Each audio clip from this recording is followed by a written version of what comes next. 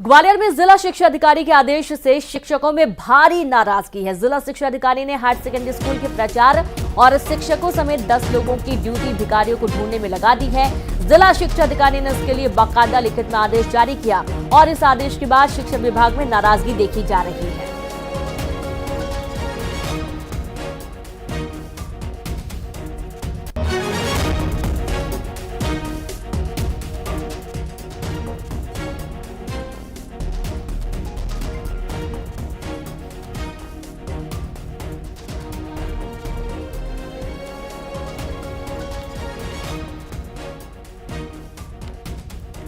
तो आप ये देखिए कि आदेश के बाद शिक्षक नाराजगी जाहिर कर रहे हैं। ग्वालियर का ही पूरा मामला है। जिला शिक्षा अधिकारी ने आदेश से शिक्षकों में भारी नाराजगी। जिला शिक्षा अधिकारी ने हायर सेकेंडरी स्कूल के प्राचार्य और शिक्षकों समेत 10 लोगों की ड्यूटी भिखारियों को ढूंढने में लगा दी है और इसके चलते अब लोगों में काफी नाराजगी देखी जा रही है।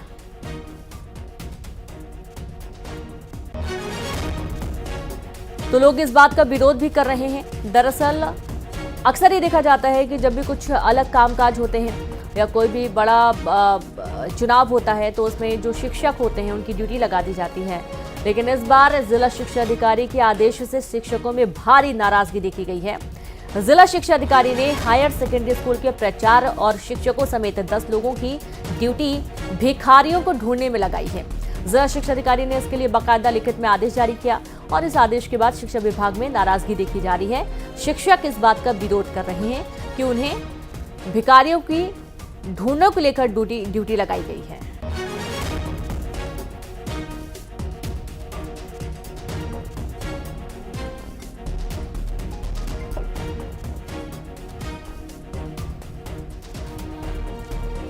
तो शिक्षकों समेत 10 लोगों की ड्यूटी लगाई गई और ये बड़ा मामला। ग्वालियर डीईओ का फरमान और इस फरमान के बाद गुस्सा देखा जा रहा है शिक्षकों में। और संवाददाता सुशील कौशिक जुड़ गए हैं। सुशील, कौन से भिखारियों को ढूंढने की ये ड्यूटी लगाई गई है टीचर्स की और इसके चलते जो जिला शिक्षा अधिकारी हैं उन्होंने आदेश तक जारी कर दिया है? बिल्कुल, देखिए ग्वालियर जिला शिक्षा अधिकारी ने एक आदेश जारी किया है जिसके मुताबिक 10 लोगों की ड्यूटी लगाई है जो भिखारियों को तलाशेंगे, यानी भीख मांगने वाले जो बच्चे हैं उनको खोजबीन करेंगे और महिला बाल विकास विभाग के साथ मिलकर ये पूरा काम दिया जाएगा। दरअसल राज्य सरकार ने भिखारी मुक्त अभियान चलाने का निर्णय लिया था और उसी के तहत ये कार्रवाई की जा रही है। लेकिन कहीं ना कहीं इस आदेश के बाद शिक्षकों में रोष है, क्योंकि हर काम में शिक्षकों की ड्यूटी लगा दी जाती है और चाहे जनगणना से लेकर वैक्सीनेशन का काम हो, तमाम। उसके बाद अब जब भिखारियों की तलाश में भी अगर ड्यूटी लगा दी गई टीचरों की, तो उसी बात को लेकर जो शिक्षक संघ है उन्होंने भी नाराजगी जताई है डीओ के इस आदेश में साफ तौर पर जिस तरह से लिखा गया है।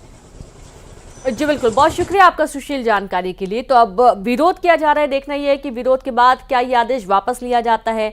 जो बच्चे सड़कों पर भीख मांगते हैं उनके लिए ये शुरुआत की गई है ताकि जो टीचर्स हैं वो उन बच्चों को ढूंढे और इस पर कुछ सुधार कार्य हो सके। इंदौर के चंदननगर थाना क्षेत्र में बोरे में मिली महिला की लाश के मामले का खुलासा हो गया है।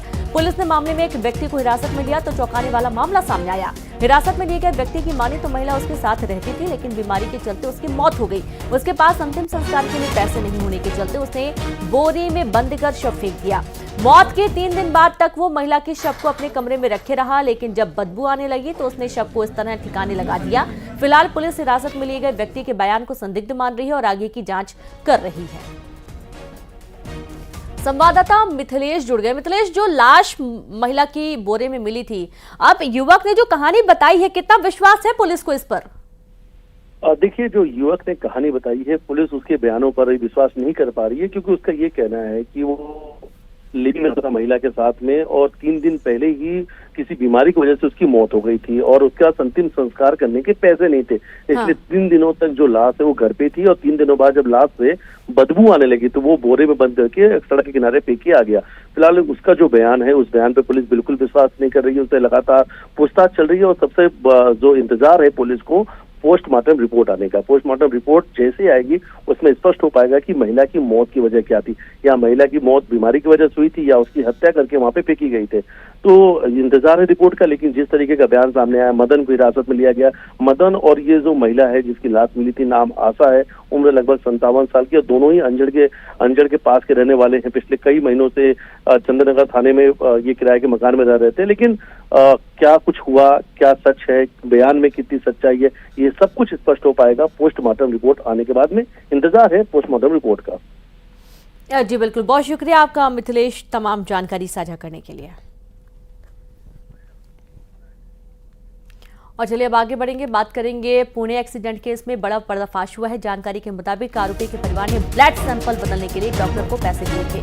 आरोपी के रिश्तेदार ने डॉक्टर्स को पैसे का लालच दिया, जिसके बाद डॉक्टर्स ने आरोपी को ब्लड सैंपल में छेड़खानी की और इस खुलासे के बाद पुलिस ने 2 डॉक्टर को गिरफ्तार कर लिया है। औंध का सैंपल ये जुवेनाइल एक्यूज्ड का है और वो सैंपल उस जुवेनाइल एक्यूज्ड के फादर के डीएनए से भी मैच होता है। मतलब कि औंध का सैंपल एक करेक्ट सैंपल, करेक्ट व्यक्ति का सैंपल था, परंतु जो ससून हॉस्पिटल ने सुबह में जो सैंपल फोरेंसिक को भेजा था वो सैंपल किसी और व्यक्ति का था। मतलब कि ये सैंपल रिप्लेस किया गया है, ऐसी बात कल फोरेंसिक रिपोर्ट प्राप्त होने के बाद समझ में आई।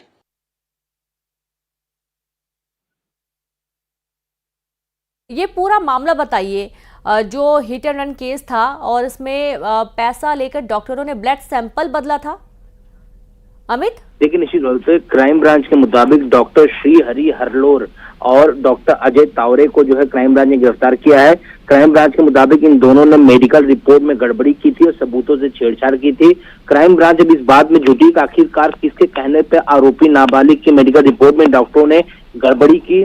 फिलहाल दोनों डॉक्टरों से क्राइम ब्रांच की पूछताछ जारी, इन दोनों कोर्ट में पेश किया जाएगा। क्राइम ब्रांच जो है इनकी रिमांड लेने की जो है कोशिश करेगी। और मैं आपको बताऊं कि इन डॉक्टरों का जो फोन है वो भी जो है अपने कब्जे में जो है ले लिया गया है और उस फोन कॉल से जो है ये स्पष्ट हो पा रहा है कि हादसे वाले दिन डॉक्टर अजय तावरे और आरोपी के पिता विशाल अग्रवाल के बीच जो है फोन पे बातचीत हुई थी। दरअसल ऐसा हुआ था कि जब 19 मई को जो है पूरा हादसा हुआ तो आरोपी को जो है ले जाया गया था यहाँ पे मेडिकल के लिए। उस समय जो है इसके ब्लड में जो है शराब पाई गई थी, लेकिन उसी समय जो है विशाल अग्रवाल का फोन आता है और ये लोग क्या करते हैं कि दूसरे किसी आरोपी का ब्लड सैंपल लेते हैं जिन्होंने शराब नहीं पी थी और उससे जो है इसको बदल देते हैं। जब पुलिस को शक हुआ तो पुलिस ने दोबारा जो है इनकी मेडिकल जांच कराई यहाँ पर और उसमें शराब जो है पाई गई थी। तो फिर उन दोनों डॉक्टरों पे जो है शिकंजा कसा गया। अजय तावरे जो ससून अस्पताल में फॉरेंसिक मेडिसिन और टॉक्सिकोलॉजी के प्रमुख हैं और डॉक्टर श्रीहरि हरलोर इमरजेंसी विभाग में मुख्य चिकित्सा अधिकारी हैं। जब ब्लड सैंपल लिया गया था श्रीहरि हरलोर द्वारा तो ये जब महसूस हुआ कि इसमें अल्कोहल हो सकता है, इसे बदलने का निर्णय लिया गया। इतना ही नहीं, अपराध को छुपाने के लिए खास तौर पर छुट्टी पे चल रहे डॉक्टर अजय तावरे ने इस पूरे मामले में हस्तक्षेप किया। अब फिर दूसरे मरीज का ब्लड सैंपल लिया गया ताकि उसके खून के नमूने को डीएनए परीक्षण के लिए जो है भेजा जाए, उसमें ब्लड न मिले। तो जब इस बात की जानकारी पुलिस को हुई तो इन दोनों आरोपियों को गिरफ्तार किया गया, इनका फोन जब्त किया गया है। अब इन दोनों को कोर्ट में पेश करके आगे जो है इनकी रिमांड ली जाएगी और कुछ और खुलासे जो है आने वाले समय में हो सकते हैं। बिल्कुल, बहुत शुक्रिया आपका में तमाम जानकारी साझा करने के लिए। तो अब इस पर एक्शन लिया जा रहा है, डॉक्टरों को गिरफ्तार कर लिया है पुलिस ने। 2 डॉक्टर हैं जिन्हें गिरफ्तार किया गया है। और इसी बीच जबलपुर से बड़ी खबर है, निजी स्कूलों की मनमानी पर सबसे बड़ी कार्रवाई की गई है। मनमाना फीस बढ़ाने के खिलाफ एक्शन लिया गया और अभी तक की सबसे बड़ी कार्रवाई मानी जा रही है। 11 स्कूल संचालकों प्रिंसिपल के खिलाफ मामला दर्ज हुआ है। पिछले दिनों हुई जांच के बाद मामला दर्ज किया गया। पुलिस ने मामले में कई लोगों की गिरफ्तारी की। अभिभावकों की शिकायत पर जांच दल बनाया गया था। जिला प्रशासन, पुलिस और क्राइम ब्रांच ने ये कार्रवाई की है। आप ये देखिए कि अब स्कूल जो है, प्राइवेट स्कूल खासतौर पर, अब ये कमाई का एक बड़ा जरिया बन चुके हैं। मोटी फीस वसूली जाती है, जितनी फीस होनी नहीं चाहिए उससे भी कहीं ज़्यादा फीस वसूली जाती है। और अभी कुछ दिन पहले ये भी जानकारी आई थी कि जो शिक्षा विभाग है उन्होंने स्पष्ट कर दिया है कि आप कोई भी दुकान पुख्ता नहीं करेंगे और ना ही बाध्य करेंगे पेरेंट्स को कि एक ही जगह से आप ड्रेस, कॉपी, किताब खरीदें। और अब ये फीस को लेकर एक नया मामला सामने आया है। संवाददाता पवन पटेल जुड़ गए। पवन, अभिभावकों ने शिकायत की थी और ये अभी तक का सबसे बड़ा निजी स्कूलों के खिलाफ एक्शन माना जा रहा है। बिल्कुल, यदि देखा जाए तो इतिहास में पहली बार ऐसा कोई कदम उठाया गया है जिला प्रशासन की तरफ से जिससे अभिभावकों को राहत मिले और स्कूलों की मनमानी पर लगाम कसी जा सके। जबलपुर में बीते 2 महीनों से कलेक्टर द्वारा लगातार कार्रवाई की जा रही थी। पहले स्कूल के जो पुस्तक विक्रेता है उनकी जांच की गई, फिर स्कूलों की जांच की गई। तो ऐसे एक एक करके जो है स्टेप बाय स्टेप जब प्रशासन ने कार्रवाई की तो उसमें कई तरह की जानकारियां सामने आई। निजी स्कूल इस पूरे सिंडिकेट को चला रहे थे, पुस्तक विक्रेता हो चाहे यूनिफॉर्म बेचने वाले हो, इन सबके साथ ग्रुप बनाकर एक टीम बना करके अभिभावकों के साथ लूट कर रहे थे, जिसमें मोटा कमीशन इसमें आपस में शेयर किया जाता था। जब लगातार शिकायतें सामने आई तो कलेक्टर ने एक ओपन जन सुनवाई शुरू की और उसमें जो शिकायतें सामने आई, जब अभिभावकों ने स्कूल संचालकों के सामने खड़े होकर शिकायत की तो कलेक्टर ने इस पे मामला दर्ज करने के निर्देश दिए और आज सुबह सुबह कुछ स्कूल के प्रिंसिपल और जो संचालक थे उनके खिलाफ कार्रवाई की है, उनकी गिरफ्तारी की गई है। अभी कुछ देर बाद कलेक्टर इसमें डिटेल्ड ब्रीफिंग करेंगे, लेकिन कहीं ना कहीं ये बड़ी कार्रवाई है जिससे अभिभावकों को राहत मिलेगी। साथ ही उन स्कूल संचालक पुस्तक विक्रेताओं को भी मैसेज मिलेगा कि यदि वो लूट करेंगे तो भविष्य में भी इस तरह की कार्रवाई हो सकेगी। फिलहाल ये एक बड़ी कार्रवाई है जो एक उदाहरण भी बन सकती है भविष्य के लिए। जी बिल्कुल, बहुत शुक्रिया आपका पवन तमाम जानकारी के लिए। तो इस तरीके से आप ये देखिए कि एक बड़ी मिसाल है, जाहिर सी बातें से जो अभिभावक है उनको बहुत बड़ी राहत, क्योंकि मनमानी फीस वसूली जाती है प्राइवेट स्कूलों के माध्यम से और अभिभावकों की ये परेशानी होती है, मजबूरी भी होती है कि उन्हें फीस भरना भी पड़ता है और स्कूलों में अदर एक्टिविटीज के नाम पर ये वसूली होती है। शिकारी जंगल में अच्छे लगते हैं और उनको जंगल तक रोकने का जिम्मा वन विभाग को दिया जाता है। वन विभाग उनके लिए अनुकूल वातावरण तैयार करते हैं, निगरानी रखते हैं, लेकिन सोचिए जब वन विभाग ही लापरवाह हो जाए तो क्या होगा। जो हुआ है आज हम आपको बताएंगे। ये खबर रायसेन की, जहां पर आदमखोर टाइगर शहर की एक तरफ पहुंच गया। जिला मुख्यालय से करीब पठारी के पास मूवमेंट देखा गया। वन विभाग उसे रोकने में नाकाम साबित हो रहा है। आरोप है कि रेंजर के अधूरे ज्ञान की वजह से किसी तरह का निर्णय नहीं लिया जा रहा है, जिसकी वजह से टाइगर सड़क पर घूम रहा है। शिकारी पर नजर रखने के लिए 150 से 200 कैमरे लगाने की बात कही गई, लेकिन कैमरे आज तक नहीं लगे।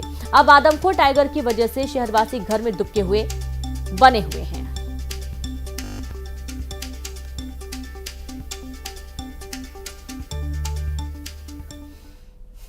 और इसी के साथ खबरों में फिलहाल इतना ही। नमस्कार।